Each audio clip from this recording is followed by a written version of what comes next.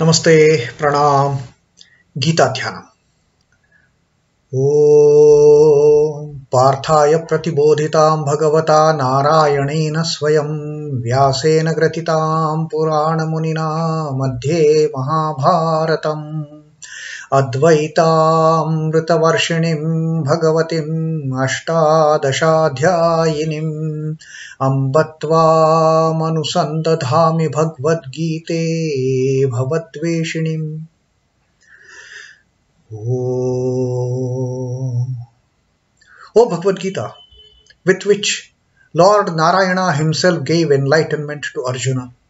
The ancient sage Vyasa included it in the Mahabharata. O Goddess, showerer of the nectar-like knowledge of non-dualism contained in your 18 chapters. O my affectionate mother, the destroyer of rebirth, I meditate upon thee. Krishna Vandana.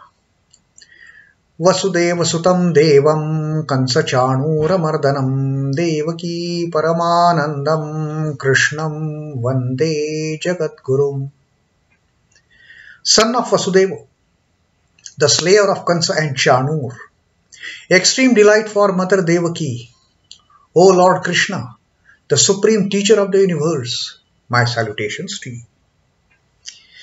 Srimad Bhagavad Gita, the 11th Adhyaya, Vishwarupa Darshana Yoga, and now we are going to have that the vision of that great divine form, the Vishwarupa, that Sri Krishna through the great his compassion towards Darshana, he is going to show that great divine form of his, divine form of the eternal Lord. And Krishna is also so very compassionate, graceful towards that poor the charioteer of King Dhritarashtra, Sanjay, that even Sanjay is fortunate enough to have that vision, to have that behold vision with the Divya Drishti that Sri Krishna has offered to him also.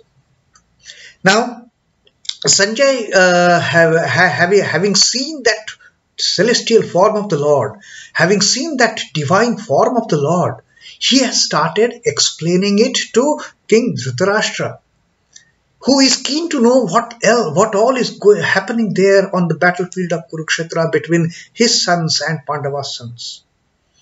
So Sanjay, in this 9th shlok that we read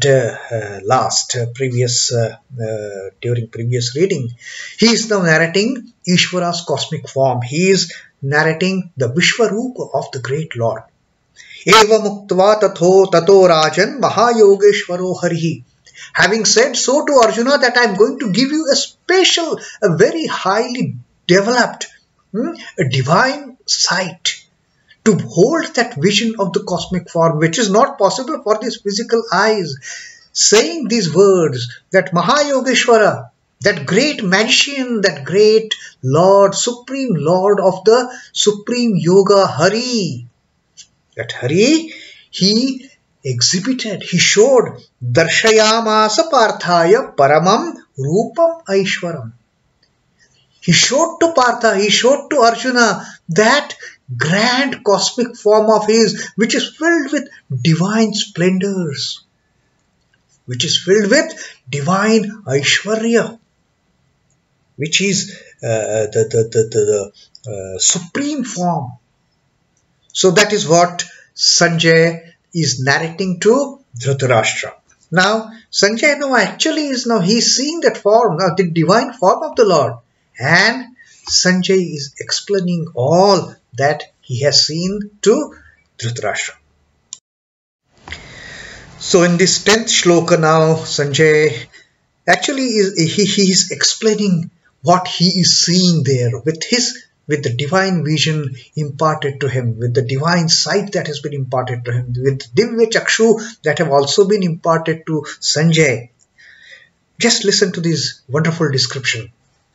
Aneka-vaktra-nayanam, anekādbhuta-darśhanam, aneka-divyābharaṇaṁ, divyānekodyatāyudham.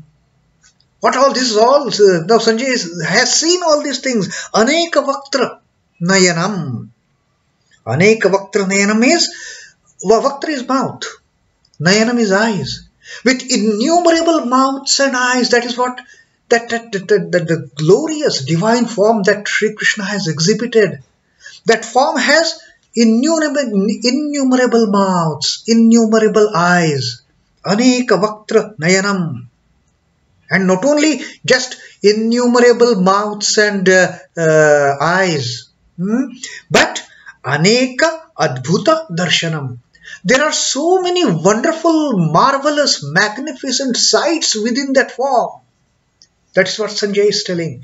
Sanjay himself is flabbergasted to see that form. Sanjay is absolutely here. It is a mind-boggling situation to see that form and still look at the greatness of Sanjay. He is able to narrate it. Otherwise, the formless entity, when one sees of the Satchidananda Brahma, he cannot be described. Sri Ramakrishna says no one can describe what Brahman is.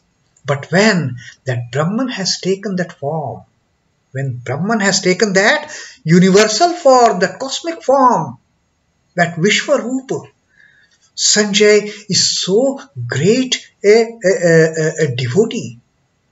He is capable to narrate, to give words to what he is seeing. And this is what Sanjay is telling. Oh Dhritarashtra, that form that I am seeing, it has innumerable mouths and eyes. There are so many aneka-vaktra-nayanam. I am seeing so many miraculous, wondrous, marvelous visions in that form. Aneka-divyābharaṇaṁ. That form is bearing so many wonderful divine ornaments. We have never seen them on the earth, being worn by kings and queens and princes and princesses and all those the ornaments that we see. There in that form, the Lord has adorned so many divine ornaments. I can't even explain what kind of ornaments they are. Divyābharaṇaṁ and divyānekodyatāyudham.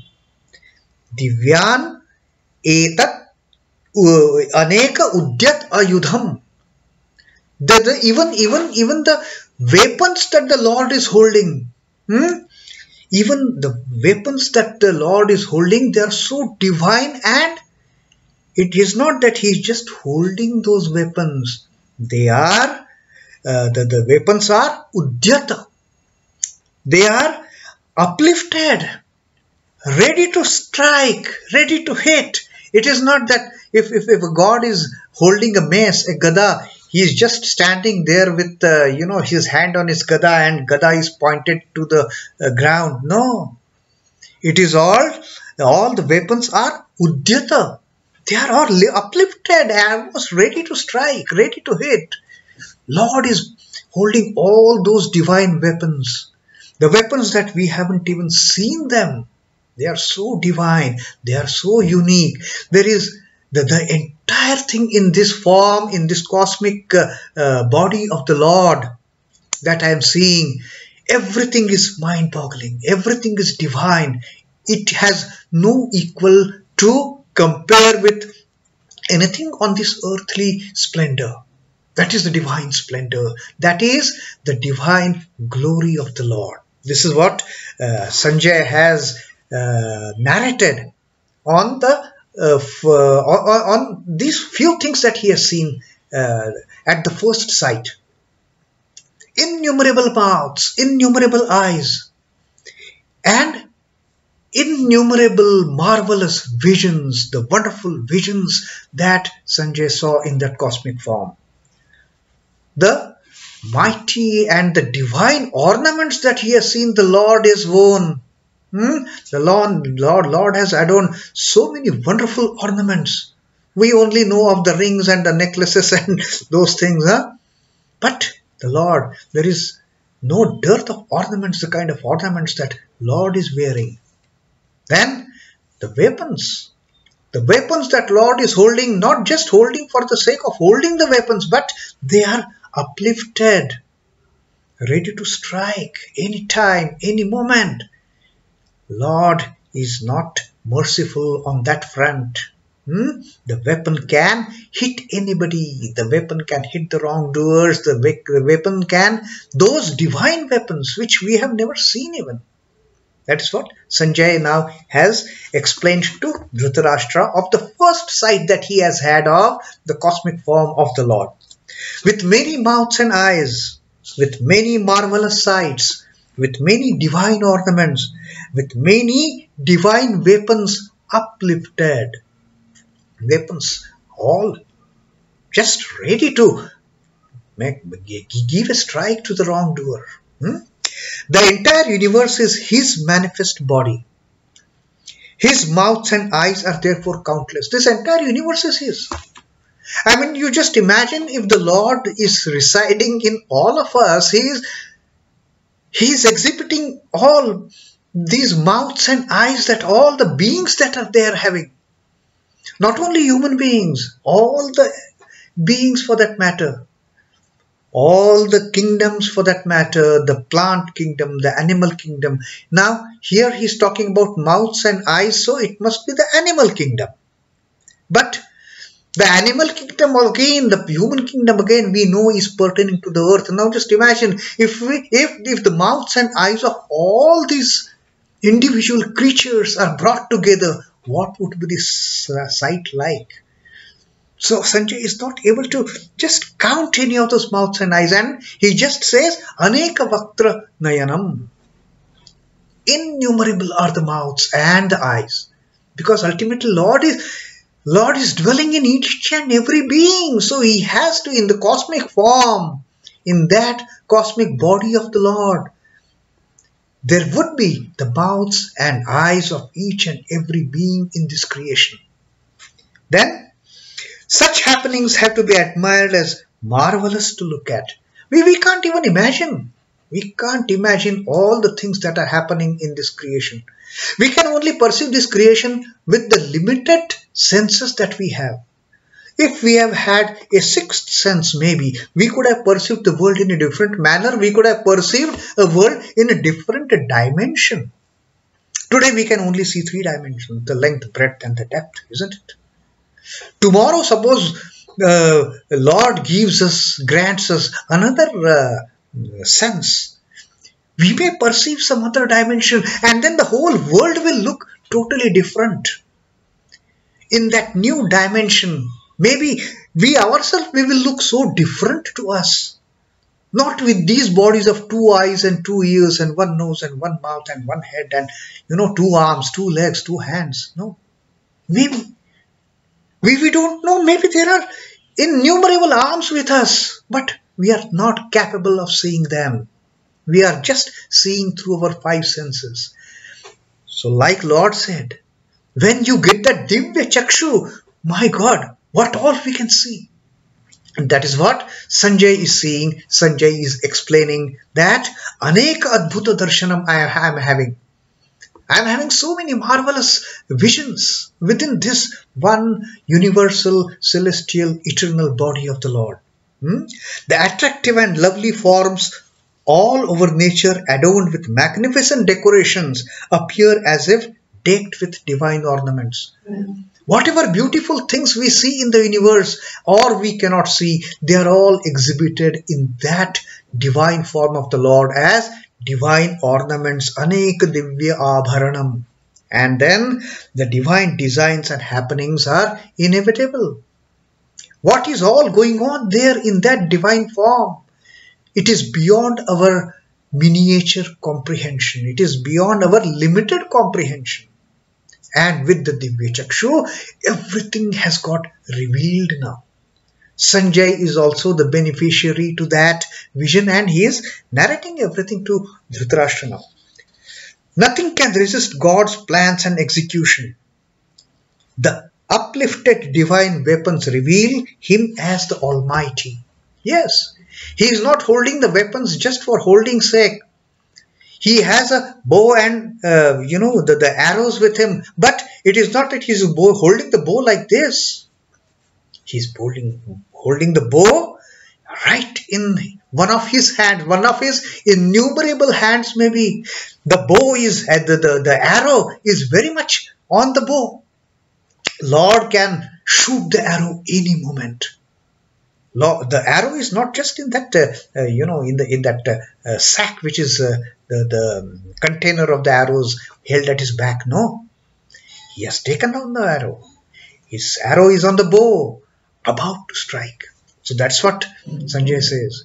He's having, the Lord, Divine Lord is holding so many weapons and they are all upright, almost ever ready to strike. He is the Almighty, and that's why the Lord also has this adjective of being an Almighty. His might knows no limits. He is ever ready to strike the wrongdoers. He is ever ready to punish the evildoers. So this is what in the 10th Shloka Sanjay has described to Arjuna of the first sight he has got of this grand vision of the Lord, this grand celestial vision, this divine form of the Lord, this Vishwarupa of the Lord. Innumerable mouths, innumerable eyes, innumerable wonderful, majestic, marvelous things in that body. Innumerable and such a beautiful ornaments never ever seen. The divine ornaments and the divine weapons held by the Lord upright, ready to strike. So that was the first impression that Sanjay has narrated to Dhritarashtra, and he has also told us that what he has seen in that divine vision, in that divine form of the Lord. Om Namo Bhagavate Vasudevaya. Sri Krishna Arpanamastu. Jai Sri Ramakrishna. Jai Thakur. Jai Ma. Jai Swamiji.